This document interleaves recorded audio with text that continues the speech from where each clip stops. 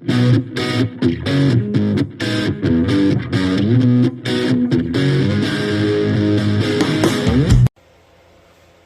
good, YouTube? It's your boy Matt of Piggin Matt here, and as you can see before you, and if you're new to this channel, you should know I was super fucking excited that we got new Fireking cards, because this deck and me have a very, very long history, if you don't know. But yeah, so ever since the release of the new structure deck, I've been looking to do some testing with it and try to present you guys a build that did solid and that I can comfortably share. And for the first time in a while, I managed to actually top 4 locals. I got 3rd place with the build you see before you, of the new Firekings. Some quick notes. My record, I technically was undefeated, but it was 2 draws, 2 wins.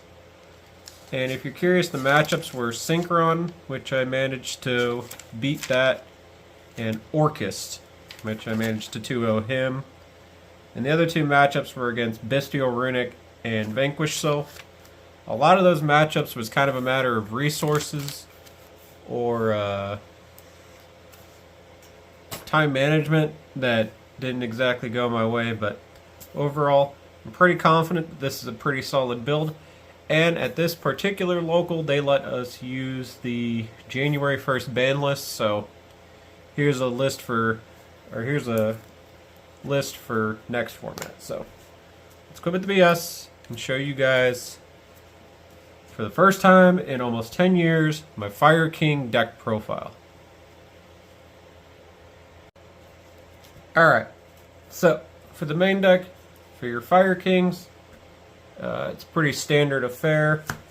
You're getting 2 copies of the new Fireking Garunix, 3 copies of this busted card, High Avatar Kieran, 3 copies of little homie Ponix.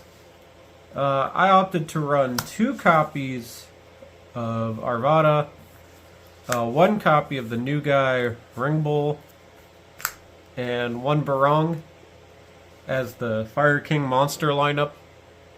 There's been a lot of videos recently, so you should have an idea, but if you don't know, specials from hand or grave, pops a guy from deck. Absolutely insanely good card. Almost want to play 3, but I think 2 is just good enough so you don't brick on it. But you want this in your graveyard as soon as you can. Kieran here, probably the best card next to Ponix, because it can quick effect pop a fire to special summon itself from hand. It can pop a fire from your hand or field, which is really good. It also has this neat effect that when it itself is popped, it could special a Fireking from grave and non-target pop a card on resolution. So that effect throws a lot of people off and is insanely good. Ponix here is your spell and trap searcher, can special from hand, kind of like Barong here, or Ringball here, and can recur itself from grave if it's destroyed. So yeah, this little homie's fantastic. Spell trap negate, monster negate. Also, when he's popped, he could special a guy and then destroy it. And Barong is the most delayed search ever.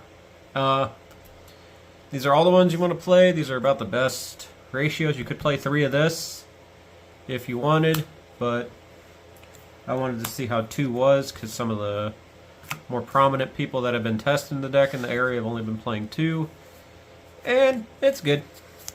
Makes sense, but I won't fault any player for going with 3.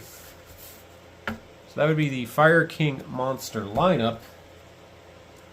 For your Fireking related spells, you only need 2 copies of Island. Play the 1 copy of Skyburn and 3 copies of the Fireking Sanctuary. I was testing this ratio because I saw a lot of people at the YCS in Italy playing this portion, and personally, I want to play a circle or at least another target, but I understand that you just play the cards that do the most stuff. This thing's ability to exceed on the opponent's turn is insane, and by having extras, that means that you can usually send one off of your Snake Eye cards which you'll see a little later, and really benefit off of it. Also in this build, I didn't play tanky. I'm not sure how many people were going to be maining Droll and Lockbird, and kind of when you play that, you just auto lose to Droll, so I opted not to run it, but with a couple cuts that I can explain later, you could easily run tanky kind of as part of your Fireking package. But yeah, so that's every Fireking related card, pretty standard, not gonna lie. Now on to the supplementary. I opted to run the Snake Eyes package with 1 Ash, 1 copy of Birch. If you control fire monster, he special summons. Then he has a quick effect on the opponent's turn where he can send 2 cards to summon the Flame Birch Dragon from your deck, which is pretty cool. Flame Birch here has a neat effect that it can special summon 2 level 1s from the graveyard when it's sent from the field or hand to the graveyard. That affect's nuts because there's some really cool combos you can do with Sunlight Wolf and this, and Kieran, to where you can kind of create some crazy advantage on the opponent's turn. And he's not a complete and total brick. I mean, it still sucks as hell to draw him, but whatever. 1 copy of the Bellstar, the Black Witch. Sometimes I want to play 2, but I'm not 100% sure on that. 1 copy of the original Sinful Soil Stake Eye. Because I also am running the Wanteds, you only really need the 1 of this because you can just recycle it with this. Even if it gets banished, you can use this, take it from your banish, put it at the bottom of your deck. Unless they banish it face down. Then that sucks, but that doesn't hardly ever happen, to be honest with you. But yeah, this is your Snake Eye package. You're going to be playing this for the foreseeable future if you want to play this deck at the most optimal level. And I'm really glad I invested in it because these cards are all absolutely insane. The only real notably techie one I'm doing is Birch. He's okay. Obviously, we're going to get the new guy come February, and that'll just blow things out the fucking water. But for now, he's pretty cool tech. Let you extend into more extra deck plays if you want. And of course, if you're not playing this, you could play Nadirs or fucking Tri-Brigade, whatever, blah blah blah. Just play the good cards. Alright. So, for 2 random Sacky 1-ofs that I opted to play, 1 copy of the Called by the Grave, because there's a lot of hand traps that could stop you, and this stops them. And because this is for next format, I opted to test 1 copy of Snatch Steal.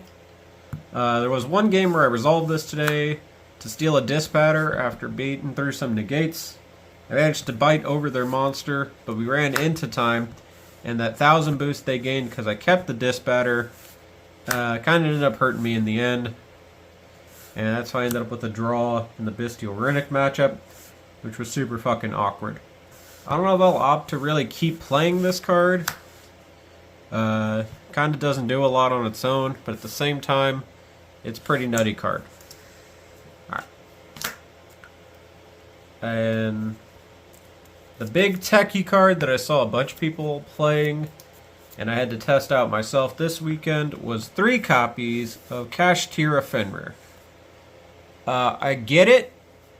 It's a tempo and a control card that helps break a lot of boards on its own, and I do not know why Konami keeps this card at 3. I actually didn't really like it at all. There were matches where I just straight sided it out for other cards, and sometimes with it, I really just wish it was more engine or something.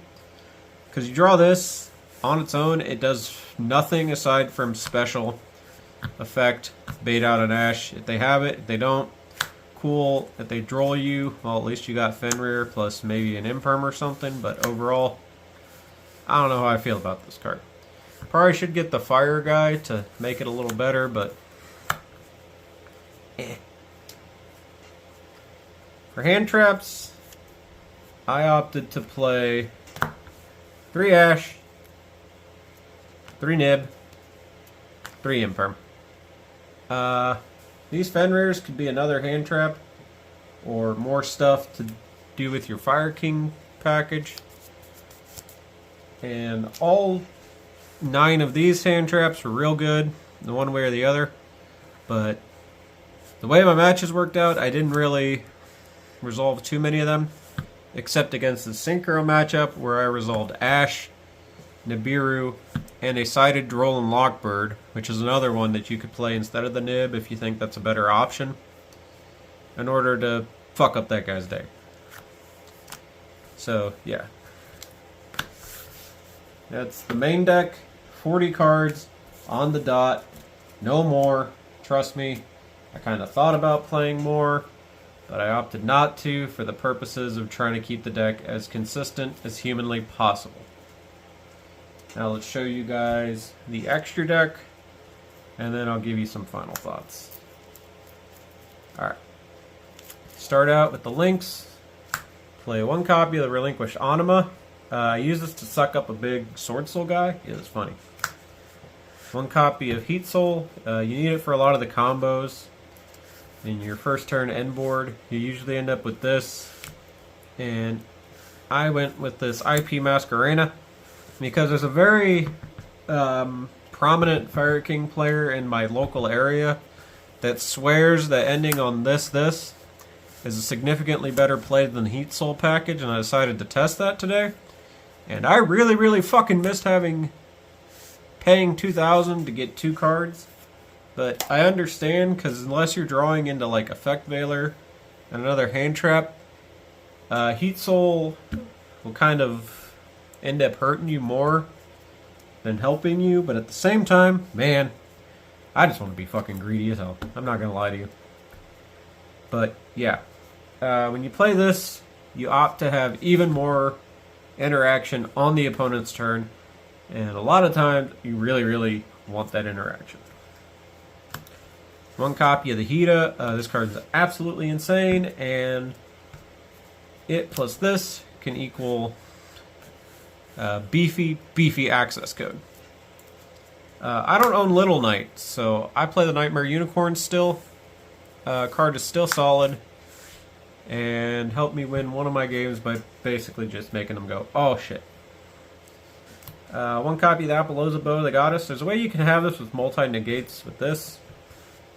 On the opponent's turn, if you happen to summon it under the Heat Soul, or under the Sunlight Wolf, you can get a card from your grave to have even more resources. Access code is just a big game ender. And Underworld Goddess just as a utility card for certain things that you can't out. Down to the Exceeds. One copy of Ding Ding Ding. This card's fantastic, and being that it's not a destruction or a targeting effect, it's really fucking good. One copy of the new Garunix. Summon this on the opponent's turn. Pop their shit. Typhon. Didn't summon it once. Divine Arsenal. Double A Zeus. I guess you could theoretically Snatch Steal and turn this, but... And the last 2 cards in my extra deck were some Super Poly targets. Because, yeah. So that's the extra deck, solid 15 cards. I'm not going to show the side right now because that needs a lot of work. So let's just cut to the final thoughts. Firekings, they're back, baby. And boy, is it nice to be able to play this deck in 2023, going into 2024. Overall, it's definitely going to want the new support to be able to expand what it can do. But even now, it's a really solid pick. Strong deck. Very fun. And it makes me incredibly happy to be able to still play it after all these years. Or to go back to playing it after all these years. There's still a lot of changes that need to be made and a lot of player preference cards that I'll be testing here and there. But overall, definitely psyched to keep doing stuff with this. If you like what you see, make sure to like, comment, favorite, all that jazz. Tell me what you're doing with your build in the comment section down below. And yeah, this is Meh, Pig and Meh, signing out.